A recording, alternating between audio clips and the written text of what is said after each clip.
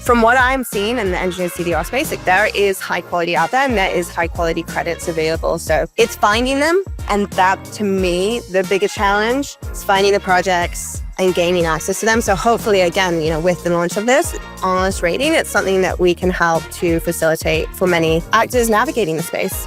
Carbonsations, today's carbon industry leaders.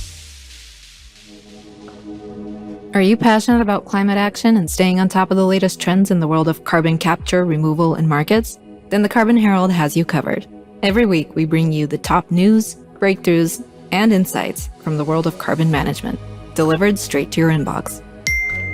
No fluff, no jargon, just the essential info you need to stay informed. So whether you're a climate professional or just someone who cares, make sure you're subscribed. Visit carbonherald.com and sign up today for our weekly newsletter. Welcome to the Carbonsations podcast, where we speak to some of the leading figures in the emerging carbon industry.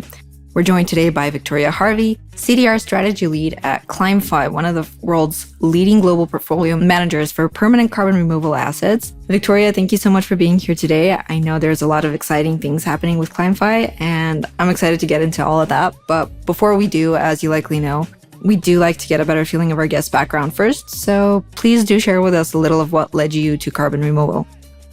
Yeah, well, firstly, thanks for having me. It's great to be here today. For a bit of background into myself, so I've been in the carbon removal space since 2020. An exciting few years to be involved in it, definitely. But from more of a background stance, prior to this, I did a degree in mechanical engineering and environmental policy, and it led me to a master's focused in sustainable energy futures.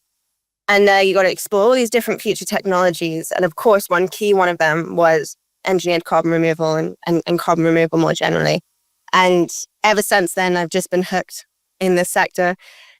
So since then, I've had a number of research positions in different academia and smaller research bodies, and been able to focus on a huge scope of projects, from corporate engagement in engineered carbon removal to the role of carbon removals in the voluntary carbon market, to more comparative pieces on the scalability of different technologies, the scalability of biochar versus direct air capture, for example. And then as well, looking at the durability of these technologies. So being able to have that really macro level, top-down look at the sector and top-down look at these different pathways. And then that led me into this space of project ratings, where I led a team in project ratings specific in durable engineered carbon removals, and was able to start doing this project level assessment of these projects, looking at things like additionality, looking at carbon accounting, looking at permanence risk. And really what it's been is just this evolution from this macro level perspective on the sector, and to be able to refine it into these more project level assessments. And in doing that, brought me all the way to ClimeFi and to this discussion today. Actually, I was wondering if we could talk a little bit more about that. How, when, and most importantly, why did you decide to join ClimeFi?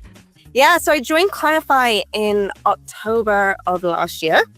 And a key motivation for me when I came to this team, and what drew me to look for this team, was this passion for the sector. But beyond that, a motivation to seeing the sector scale and seeing demand scale. And as I've said, I've been in this space for a few years, and it's always been exciting. But it felt like there was just this bit of a disconnect between the demand, some of the buyers in this space, and the sector as a whole. We're seeing these reports, these market reports, these scientific reports and forecasts about, how the sector is meant to scale by 2050, but even just by 2030. I mean, the BCG report last year saying that we need 40 to 200 megatons by 2030 of engineered CDR. And we know this and we see it, and we know the need for the sector, but actually going into this, what does it take to scale the sector? Really, we have to scale demand. And with that, we have to lower the bar to entry for demand and for buyers. So, I wanted to come by a team that was really trying to make it more accessible and to these actors, to these buyers, and give them an entryway into the sector. And I came across the ClimeFi team and saw that they were doing exactly this. I think, there's a number of key clients that they've been able to bring into CDR for the first time, and taking a step back, let me just actually intro who is ClimeFi and what do we do. So we are the CDR asset manager. So that means that ClimeFi provides leading end-to-end specialist services and durable CDR solutions. So we help organizations manage their CDR portfolios with really like a risk-aware approach. So prioritizing risk in the development of these portfolios. And we provide our clients with tools and insights and access to all the information they need to integrate carbon removals into their climate strategy. And as I said, we prioritize credibility, we prioritize transparency, and we really prioritize long-term value creation within that. So the ClimeFi team, we have expertise that really help guide organizations through the complexities of the market. And with my experience in research, and then as I said, in project ratings, it felt like this was a great way to address that disconnect, be closer to buyers and really help facilitate some of those tools that can hopefully help support scaling the sector. That's excellent. Some of our listeners probably are familiar with ClimeFi, and those who are likely also remember the relatively recent rebranding from CarbonX to ClimeFi. Can you tell us more about this change, such as what brought it about and what has changed practically, like in a real world sense for the company? Yeah, it's an interesting question. So from the start, when I met the team and as they've grown from the start, two things have been really important. There's been firstly a strong decision to focus on engineered durable CDR projects for buyers. And, we exclusively focus on this sector. Not to say that other sectors are not important, but this is where our expertise lie, and this is the niche that we want to help support. And then the second thing is a strong decision to support the buy side. So be an outlet exclusively to represent the interests of buyers. So we design all of our products with buyers in mind and durable CDR in mind. So that motivation has always been clear. But at the same time, to be quite frank, what we were noticing was just there were many CarbonXs in the market.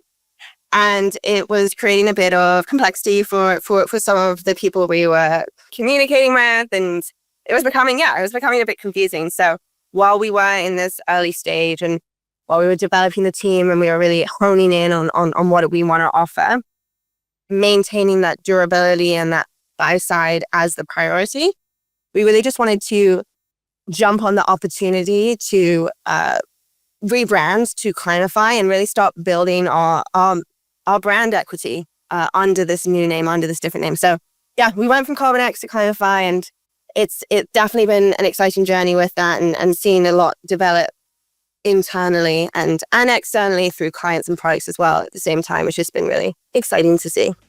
Okay, thank you.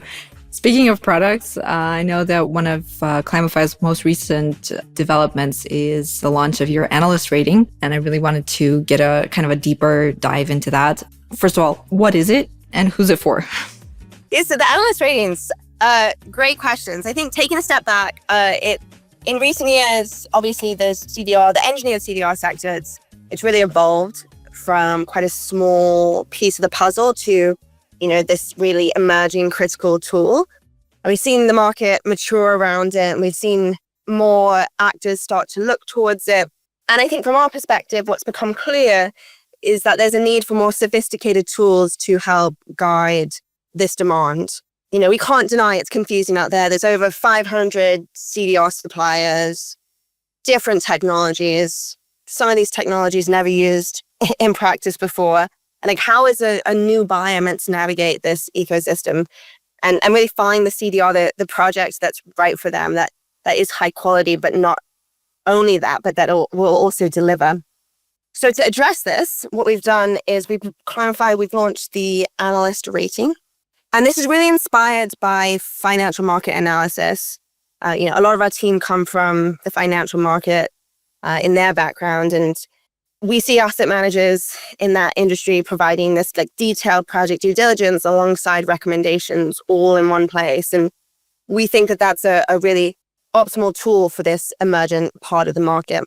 So the ClimeFi Analyst Rating provides, this integration of risk assessment and forward-looking analysis alongside some of those strategic recommendations and those contractual recommendations.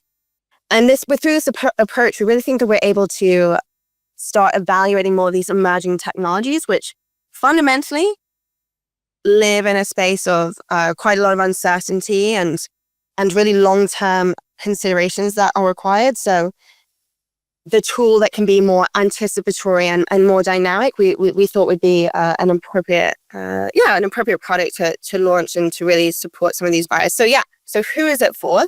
Jumping to that, this was launched, as I said, as is our focus. This was launched with buyers in mind. So the Analyst Rating that combines that risk analysis with those strategic opportunities all in one place. So a buyer entering the CDR market or navigating the CDR market will be able to get answers to the questions, is this a high quality project? Not only just on that carbon quality piece, but on that beyond carbon quality piece as well. So thinking of those environmental and social risks related to some of these CDR projects. Then the second question they can answer is it likely to deliver? So will these credits ever come to light? Will we see these projects operate? And then lastly, the last thing we look at is some of those opportunities beyond that. So, is it a scalable technology? Does it offer competitive advantages? And what are the co-benefits, if any? So we want to create something that speaks to all those different questions that buyers have and answer them in one place. And then going a step beyond that, we want to do it in an approach that is dynamic. So we couple this analyst rating that's coupled with this quarterly monitoring. It's something that is updated on a quarterly basis so that buyers can have this updated analysis with them until that point of credit delivery. So, to your last question on what's different and summarizing all those different bits and bobs, I think for us, what we think is really different and really beneficial about this analyst rating product is it's something that is fundamentally dynamic. We update our view with new information from the market. We update our view with new information from suppliers. And we're able to feed this back to our buyers in a timely manner. Then on top of that, it's forward-looking. So within the CDR market, 98% of issuance is pre-issuance. 98% of purchases and transactions are happening for credits that will deliver in the future. So our approach is fundamentally centered on addressing these future projects and being anticipatory to future needs of these projects. And then lastly, the third point is it is designed for buyers. It's designed to have all the information in one place so that we are the procurement partner and the due diligence partner all in one place. And this information can really be helpful and beneficial to them when they're, having to defend these projects in board meetings or having to present this to CFOs. What information do they need from their project partner, from us, from their CDR partner? And how can we provide it to them within the analyst rating and within our quarterly monitoring so that they have confidence in the projects that they're supporting? Victoria, this kind of brings me to another question to mind. How does ClimeFi approach risk management in terms of these projects? Yeah, so risk management is fundamental to our approach. For these CDR projects, they are future projects. They face uncertainties. They're new technologies. They implement MRV that maybe has been used only once or twice or has been used never. So there is risk inherent to the CDR sector overall. So through our approach, through our analyst ratings, we assess these CDR projects on a three-pillar approach. We assess the integrity risks. So here we're looking at risks relating to the carbon integrity, so things around, as I have mentioned, on additionality or the robustness of the carbon counting or the risk to reversal facing a project. And then on top of this, we assess the beyond carbon risk. So as I said, the risk to environmental and social points. And those both, they inform the integrity of the project. And that's all presented back to the buyers in a detailed risk analysis alongside any mitigation measures put into place by the CDR supplier, and then ultimately what the remaining risk is for the project. And then we take that same approach and we do it for the delivery risk for the project, looking at technical, financial, value chain and certification risks to these projects and providing that similar risk analysis back to the buyer. And do you deal with insurance in any way? Like, do you offer your own, or maybe you work with third parties? We are aligned with many of the insurance actors in the market. I think it's such an interesting and, important tool as the sector grows.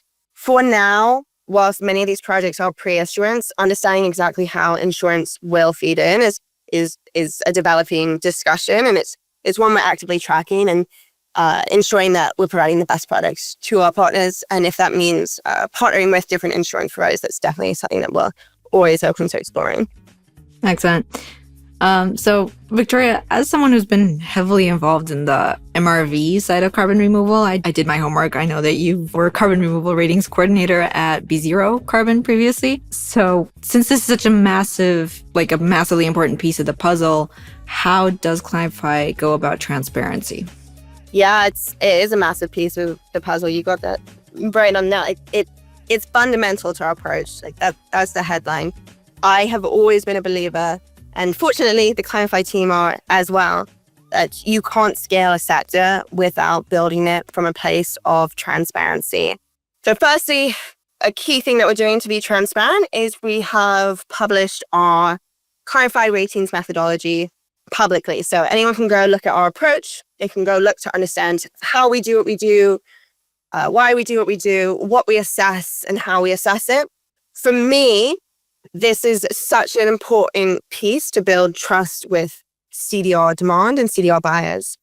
You don't want anyone coming to you as someone that is delivering due diligence and saying, you're a black box, what is happening inside? We don't understand what's happening. You can't build trust from that.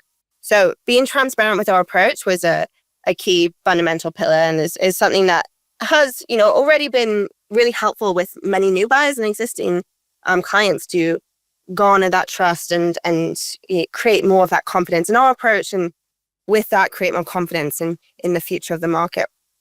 But on top of that, another key thing for us is being transparent with our buyers about the risks related to the projects. We are the point of contact with the suppliers on behalf of these buyers.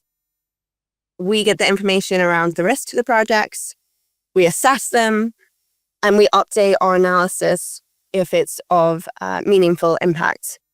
And then we report these risks back to our buyers and let them know where it's a nominal risk or where it's something that is greater than that, something that is important for buyers to be aware of, and ultimately could create reputational risk to these buyers of CDR credits. So for us, it's not only important to be transparent in how we do what we do, it's really important to be transparent with our clients along this whole process. And as I said, hopefully this is the first step to creating that trust, and the next step to creating more confidence in the CDR market and seeing it scale.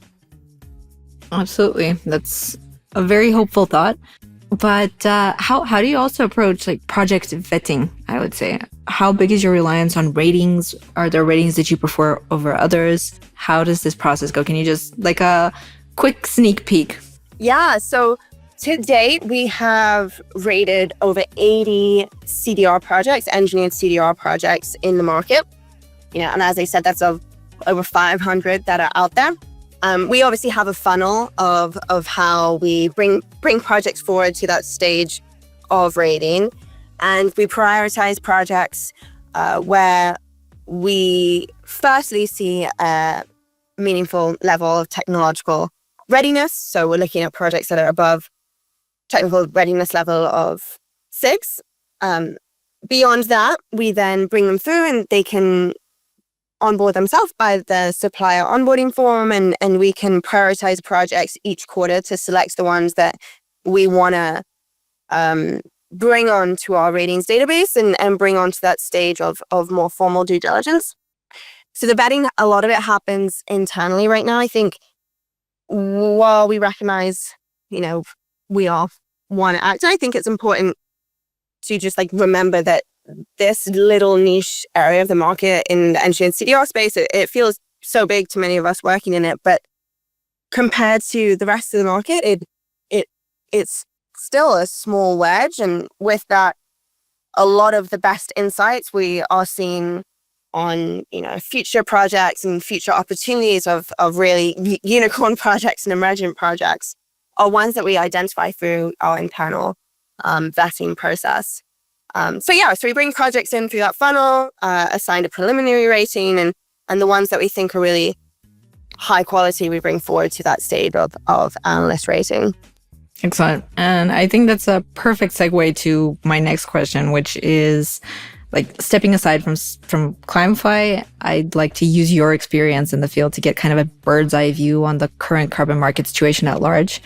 And since you've been in this field long enough to tell, how would you say that the VCM has changed in recent times? Yeah, it's an exciting time to be in the VCM. It's always an exciting time. It's much is developing, and especially in the engineered CDR space. I think the biggest changes that have been exciting for me to see as someone that's been in this from research to project assessments is most recently the update by the SBTI, the Science Based Targets Initiative. It's really been a catalyst to conversation around demand and what this practically means. That's all still uncertain, but seeing that there's an increasing space for removals on the mantle is quite exciting. And it's not everything we hope for. There's a focus on Scope 1 emissions and more can be done. But if we bear in mind that 6 months ago, this didn't exist, the discussion of CDR for Scope 1 emissions, I think that this is very clearly a step in the right direction and one that's quite motivating. But that's quite a recent advancement. I think if we look, back to the last few months, we are seeing more of a general shift towards higher quality, longer durability CDR. So more actors moving away from the avoidance reduction space and more actors entering the market for the first time.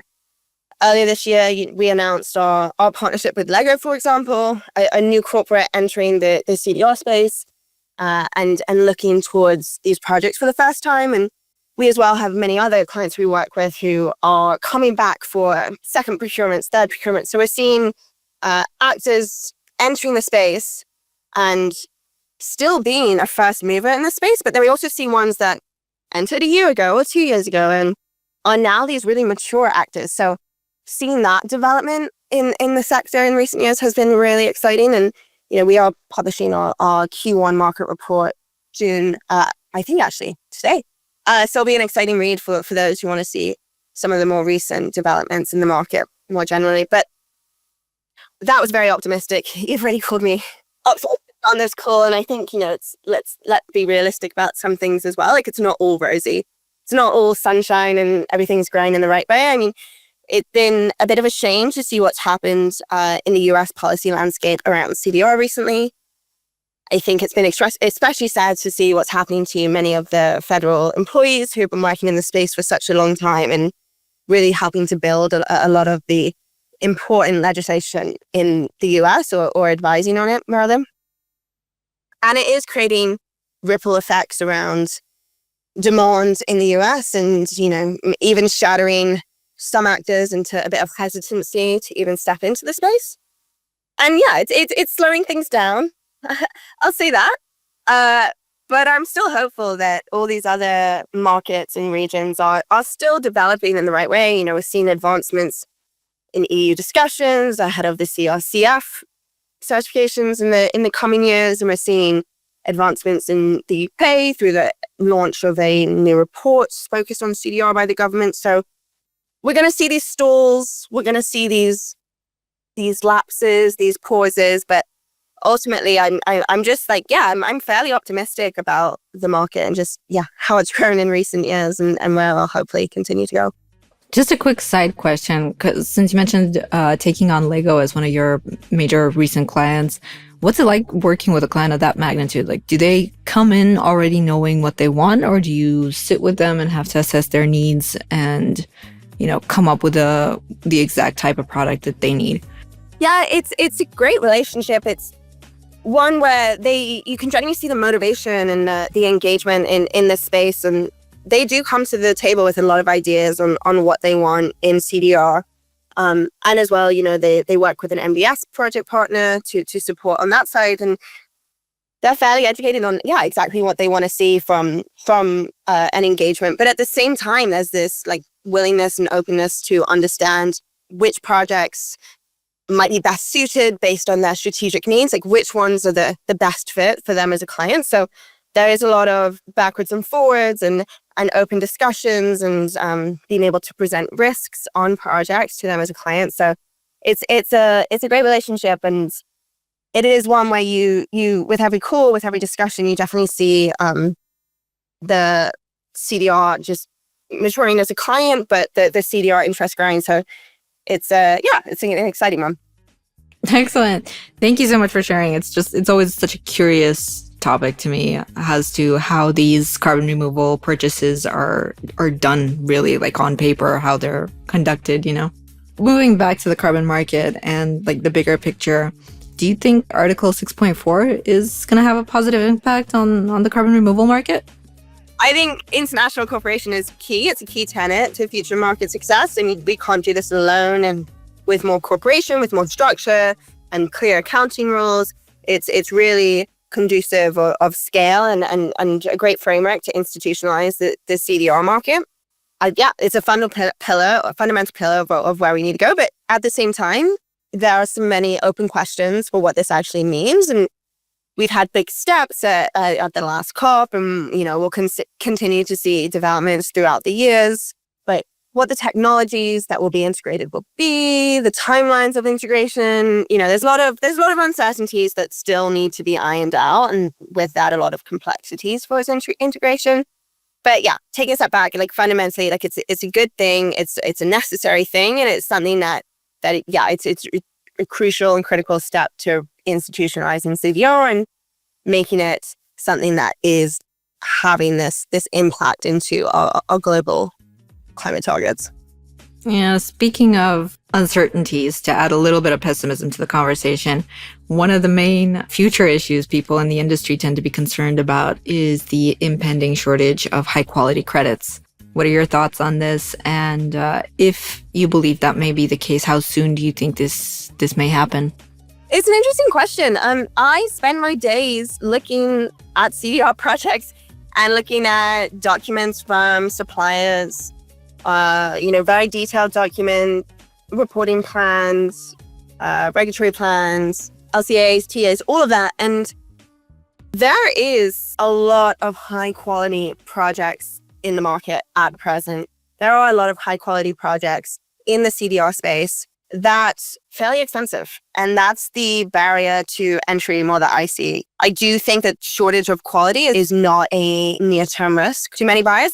If you come speak to us, we can connect you with or help to build portfolios in many of these projects. There is high quality out there, and understanding what is the right purchase for a buyer at this stage, potentially one that is smaller scale to support the catalyst of some of these technologies. I think that may be the more pressing question. So understanding exactly what's the right fit on project and volume and all of that for different buyers. But from what I'm seeing in the engineered CDR space, like there is high quality out there and there is high quality credits available. So it's finding them. And that, to me, the bigger challenge is finding the projects and gaining access to them. So hopefully, again, with the launch of this Analyst Rating, it's something that we can help to facilitate for many actors navigating the space.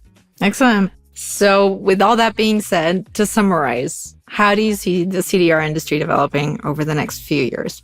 Yeah, crystal ball time. I see more projects getting that verification from these third-party standards bodies. I think that that's a critical success in the CDR market. With that, we see an evident track record of removal success. And with that, we gain trust in the market and we gain trust in the technologies. And hopefully that is something that is conducive of supporting demand scale. But it's not just about that. Like, I've already mentioned the SBTI. I think we're going to see an influx of corporate demand required by many sectors and many corporate actors. And again, I hope that that's something that alongside this track record of evident success is really motivational to the market.